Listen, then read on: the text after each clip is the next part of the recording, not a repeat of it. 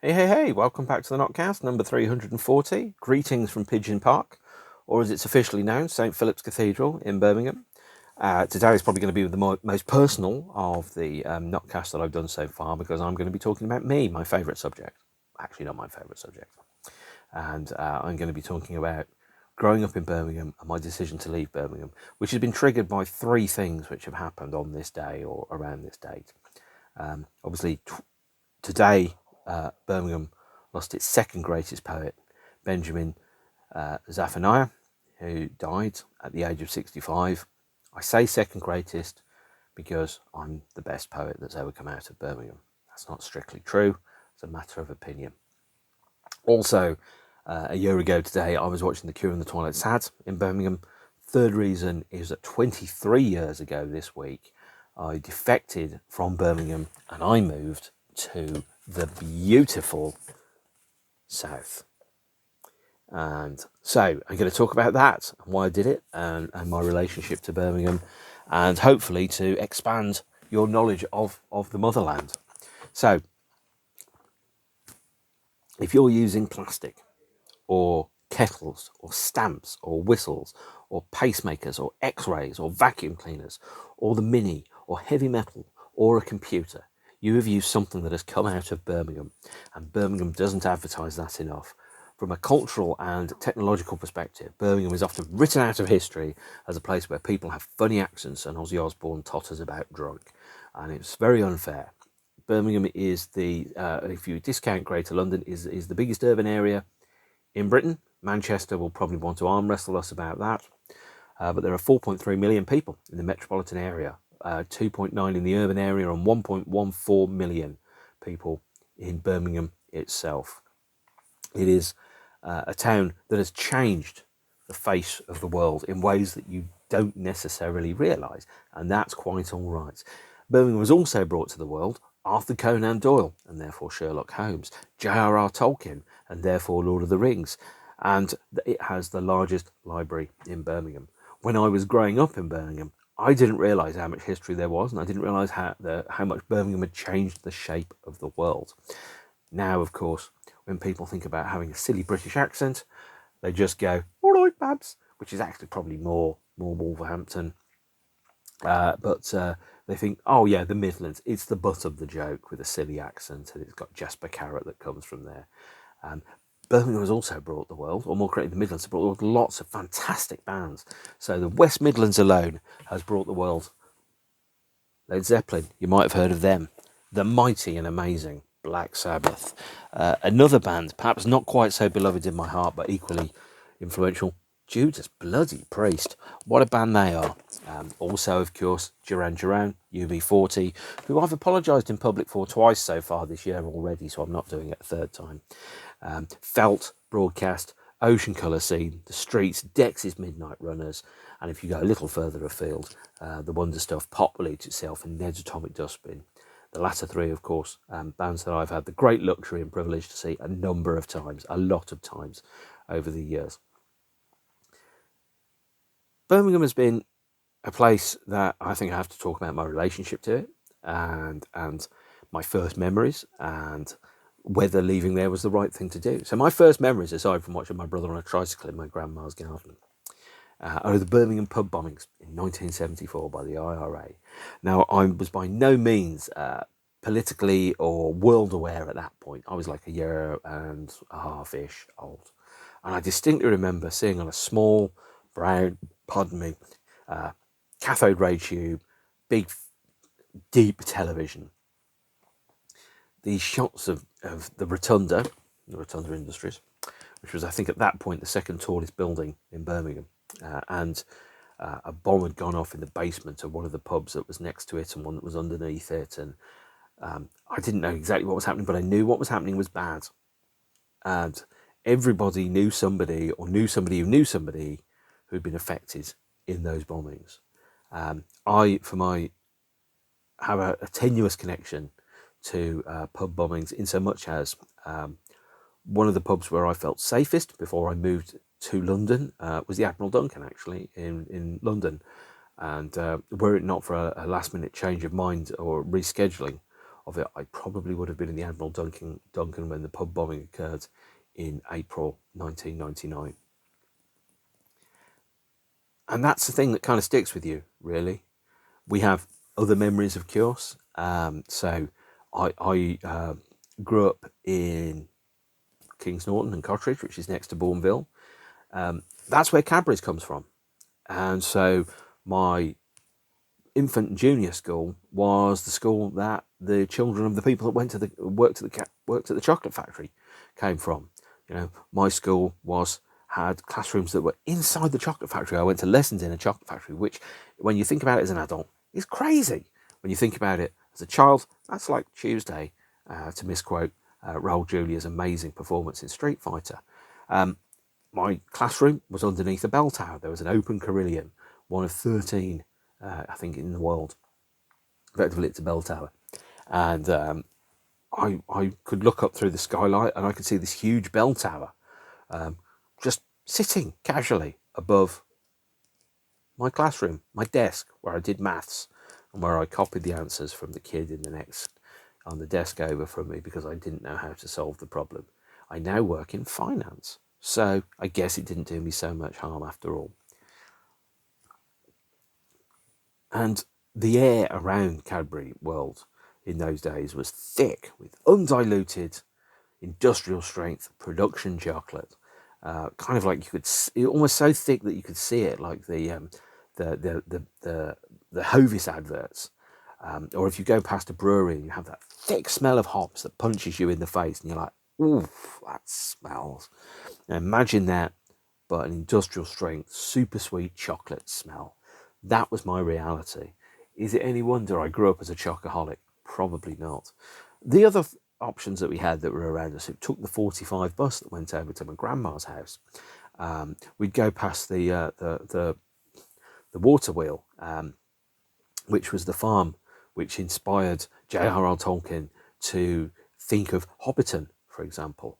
If you went the other direction on the 11 and you went through the other side of town, you'd go past the water tower and the Birmingham University clock tower, both of which inspired J.R.R. Tolkien to think about the Tower of Sauron.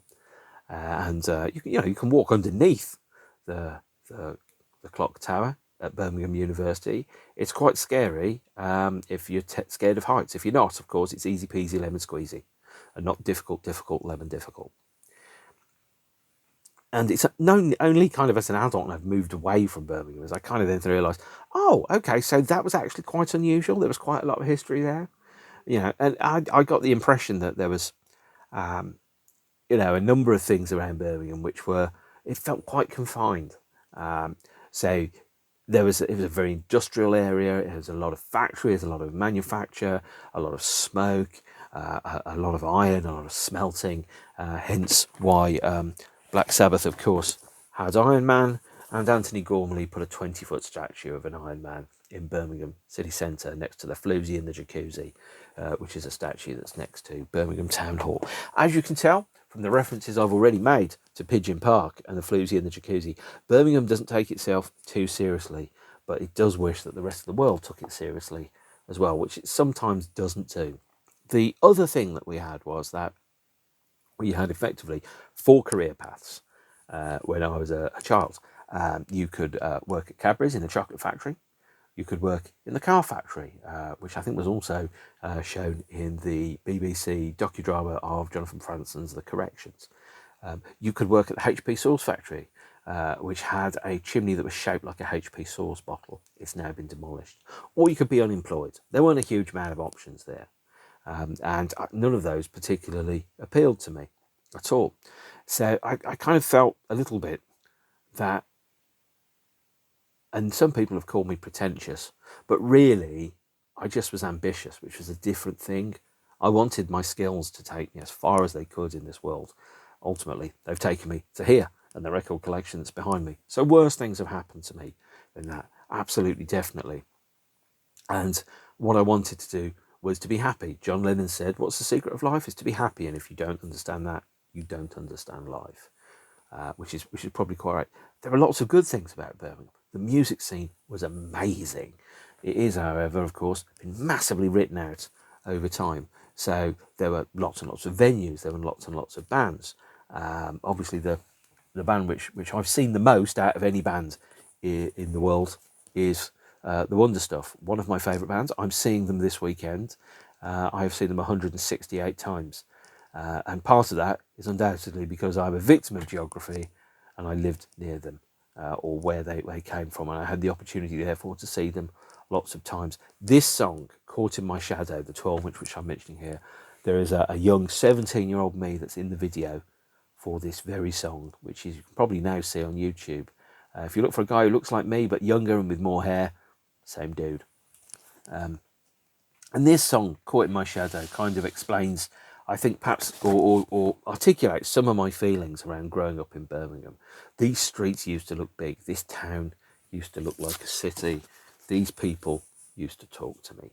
It's about a town where you don't feel as if you belong anymore, which is ultimately what happened to me in the year 2000. Before we got to the year 2000, it was a city that, although it had been subject to managed decline by the Conservative Party in the late 70s and early 80s, because it had ideas above its station and they wanted to centralise and capitalise the money going into London instead, the sense that I had from the bands that I loved and the places that I went is that even though, as New Model Army had it in green and grey, the world is of something that seems to happen somewhere else. And I also felt like U2's Zoo Station, my face pressed up against the glass. I felt that I was being excluded from the full opportunities which life could give me, even though Birmingham itself was quite a big city with a lot of opportunities that were in there. You know, there were 5, 6 pubs and clubs. There was the Barrel Organ, the first place I ever went to, and the place that I first heard goth music while dressed all in black, which was, you know, a life-changing day. There was the Pot of Beer, the Square Peg, the Ship Ashore. There was Costermongers, which is where members of Black Sabbath used to drink. There was Exposure Rock Cafe. There was XL's, Blaze Bailey's favourite building in the world, by the way, until it was demolished. XL's rock nightclub in 5 ways. Snobs. There was the Hummingbirds. If you wanted to be a little bit grotty, you could go to the Dome, which also appeared on the Hitman and Her TV show, which had student night on Wednesdays where you paid £1 and you got in and you could dance. And if you drank Diet Coke, you could have a very cheap night indeed, and then you get the night bus home. So for me, the night bus went at 3 p.m. I timed it out, worked out the spots, and I went exactly down to 30 seconds where I could be at any given place in town, walk out, get on the night bus and be home half an hour later, because half an hour at 2 to 3 in the morning is a long time when you can't afford a cab. They withdrew the night bus in 2008, which was actually, I mean, I was old enough to not care particularly too much at that point, but it was still something which massively kind of reduced the availability of nightclub and socialising options for people. Aside us, there was Wolverhampton, which had the Civic Hall, it had Blast Off, it had the Varsity. There was Dudley, which had JB's, Home of the Stars, a venue that many bands have played at, including all the ones you like and plenty you don't. There was Walsall, which had Junction 10, which is now closed. There was Willenhall, which wasn't amazing. Coventry was nearby. You could get to any of these quite quickly and easily, so you had plenty of choice. And if a band wasn't playing Birmingham, it was playing Wolverhampton, and vice versa. I wouldn't say the world was my oyster card. It absolutely wasn't. But there was lots of opportunity. There was lots of experiences. And I went to university in Leicester, which was a smaller town, but I needed to get away from home. I needed to live on my own. I needed to make my own experiences and have my own mistakes.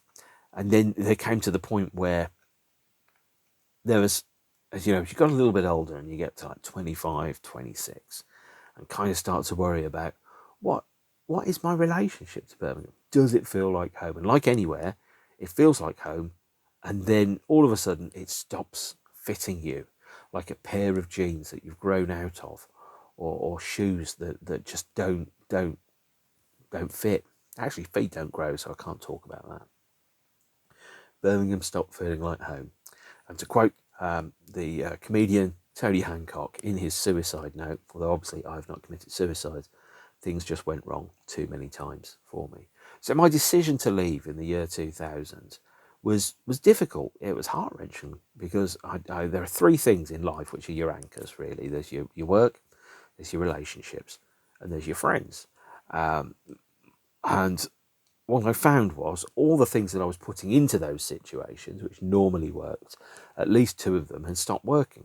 So if you live in a world where there's consequence and or where there's action and reaction, my actions were to do certain things, and then the reaction that we had was that my life would go in the direction that I wanted it to.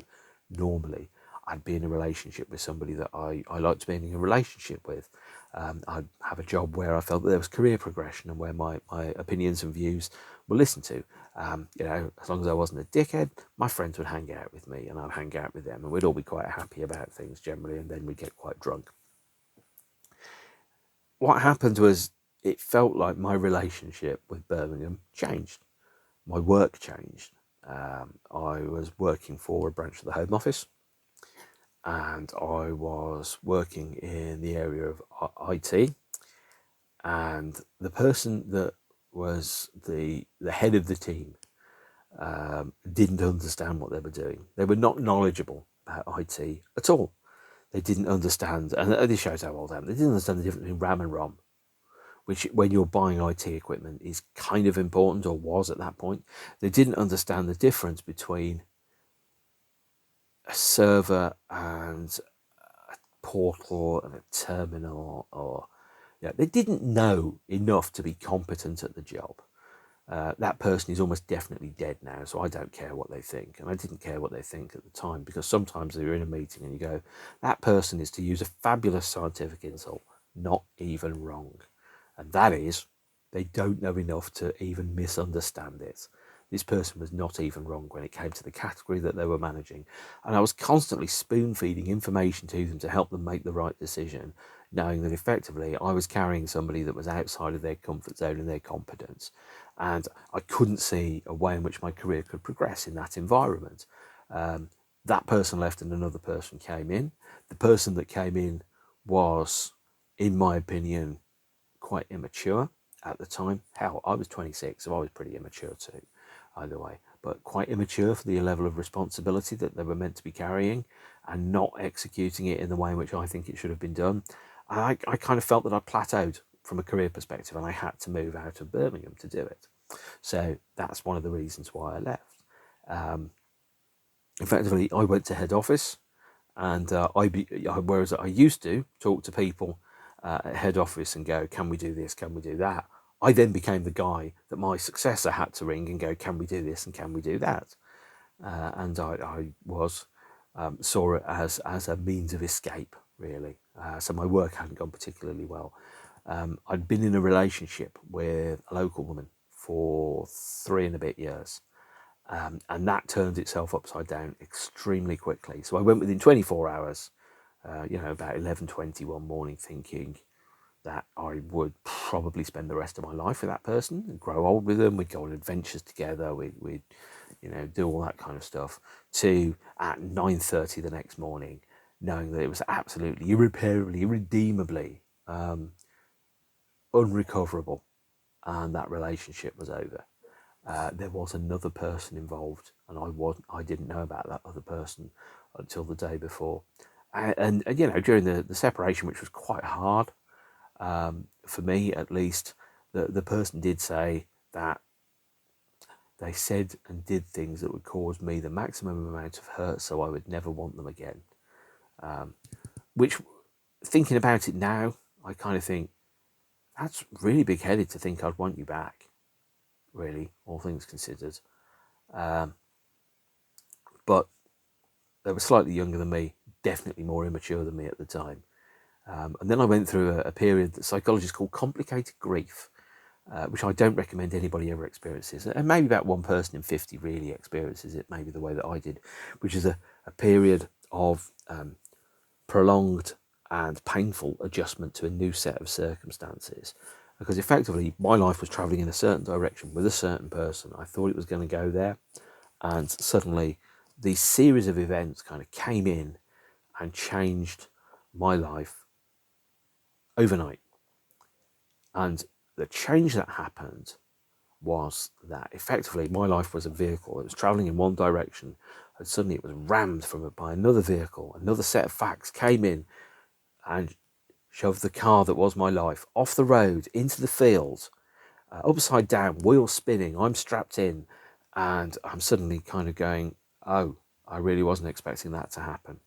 And then you live with the process of grieving the life that you thought you were going to have, the future that you were going to have, the person that you thought was a friend that turned out not to be a friend at all and wasn't acting in a friendly way. And you then think, right, so I know what I want my life to be. And it then takes a very long time to recover from that situation, start again, and then think about, well, what do I do now? It was like somebody pressed the ejector seat on my life and I landed in the field upside down with a parachute all around me. And the life that I thought I was going to be living was, crashed into the ground hundreds of feet away or miles or wherever. It was really difficult, really, really difficult. And when I talk about complicated grieving, it was kind of like a point where I had to, it was effectively like a bereavement, but without a body. It was really, really difficult. So I do not recommend it on anybody, ever. It was a horrible experience. And so for me, I then thought, right, well, so I have to move to another relationship. Hopefully I'll meet somebody. I'll be blunt, I became more selective about people that I thought I was going to be spending lots of time with. And I felt like I'd met everybody that could potentially have been a boyfriend or a girlfriend in Birmingham. I felt like I'd run out of options. And I also felt that, as Tony Hancock said, everything had gone wrong too many times. I'm always reminded of a statement from, I think the Great Shark Hunt by Hunter S. Thompson, where he talks about living in a big city in the 70s. It's like the town is full of people and I could call any one of them, but only if I knew the phone number. And yeah, in a town that had 1 million people in it, I just didn't know. I didn't, I couldn't think about, or I wasn't meeting people that I thought I'd want to spend the rest of my life with. And every street was full of ghosts. So when you go through a very major kind of traumatic, like the separation or bereavement, it's very, very normal to move, because suddenly you go into that room and that room is like, that's where this happened. That's where that happened. There is a song called Bell Bottom Tear by Beautiful South. It's not on this album, which is a duet. And in the lyric, it's like, this is the hotel we stayed, this is the bed where we laid, this is the, etc., etc. And it is kind of like, that's where I was, is like every room's like the kitchen. That was the kitchen that we shared. That was the bedroom that we shared, the bathroom that we shared. And there just came a point where I thought, no, I have to reset my life. I have to quote the great Bruce Springsteen, I had to change my hair, my clothes and my face because I ain't nothing but tired. And I needed to do that. And that was obviously dancing in the dark. And that was why I moved. Because I thought, if I don't go to London now, I'm never going to go. I'm going to be too old. So better late than never, right? And secondly, I was tired of a life that was giving me not enough. There was no suitable work. There was no suitable career path. There was no suitable relationship opportunities that were available for me. Everywhere reminded me of things that hadn't worked and hadn't been successful. So I needed to go somewhere else. And I became an economic migrant and I moved to London. And that is the story of how I got there, really. Took me a little while to settle down and find the life that worked for me and the shape that worked for me. And it was really, really tough at certain points, really scary as well, actually. But there I was. And 23 years later, the question is now, did I do the right thing? Yeah.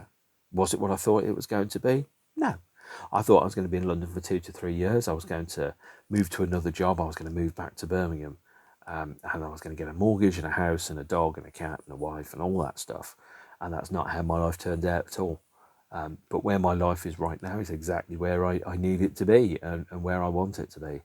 Well, mostly. There are things that we can't control, but everything that's within my control is something which I'm happy about where it is.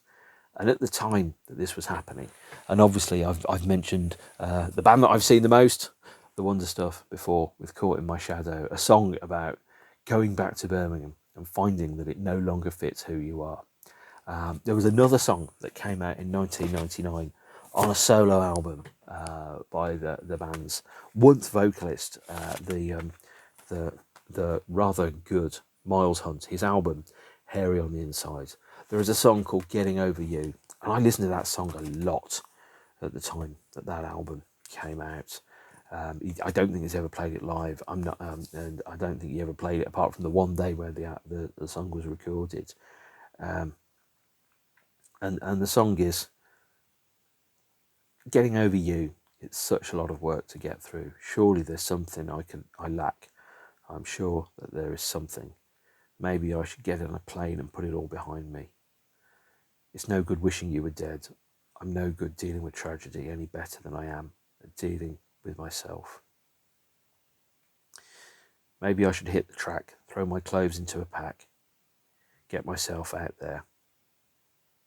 I know there's somewhere else. I'll keep my options to myself. And it was a song which I listened to a lot because I had to get over somebody. I had to think about my life, my options, what my future was going to look like, who was going to be in it and who wasn't going to be in it.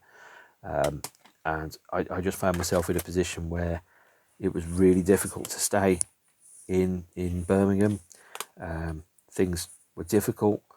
There wasn't the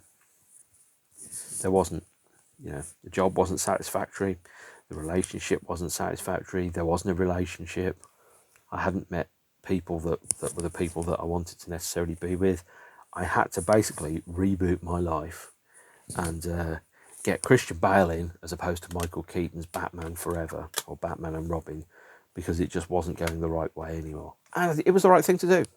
And here I am now talking to my mobile phone about ancient past and history. So my relationship to Birmingham now, it's weird because I go back and it looks like the same place that I know, but every time I go, it looks a little less like home and a little more like somewhere I used to live, where these streets used to look big and this town used to look like a city and these people used to talk to me. And I still think about how proud I am of so many things that Birmingham has brought the world, including my good self, he said modestly. Of course, the amazing Black Sabbath, the amazing Judas Priest, Duran Duran, who I'm not a fan of, but I know lots of you love them, so that's good for you. And of course UB40, who I apologise for their existence, because when I first became aware of UB40, they were in that terrible reggae cover version for movies period of their career, which to me, I just looked to it and go, if you were ever good, that has undone everything else about it. So that was quite scary actually, because that's the most personal one I've done. It's the most human thing I've done. So I'm not talking about necessarily about a band or my relationship with bands. I've talked about me, and that's probably not of interest to many of you. And if you haven't watched it, that's great too. I can say whatever I like because you're not watching. But if you have, then fantastic, and thanks for listening to me talk about Birmingham for half an hour. I am very proud of Birmingham. I'm very proud of what Birmingham has brought the world. I wish Birmingham's existence was perhaps more widely accepted in the world, because it's changed the world in a great many ways, and there's a lot to be proud of about Birmingham, but I couldn't grow old there. I'm growing old here instead, and it's a good place to be. I love going back. I love seeing my friends. I love seeing the bands that I love. I also love leaving because it doesn't feel like home anymore. And as we know, home is a feeling and it's not a place. And sometimes the feeling moves and you have to move with it. So that's it really. Thanks for watching. I have got a gig this weekend, so I'm not going to be doing one of these on Saturday. Might do one early next week. Lots of gigs the week after. So I will see you soon. Stay beautiful. Bye.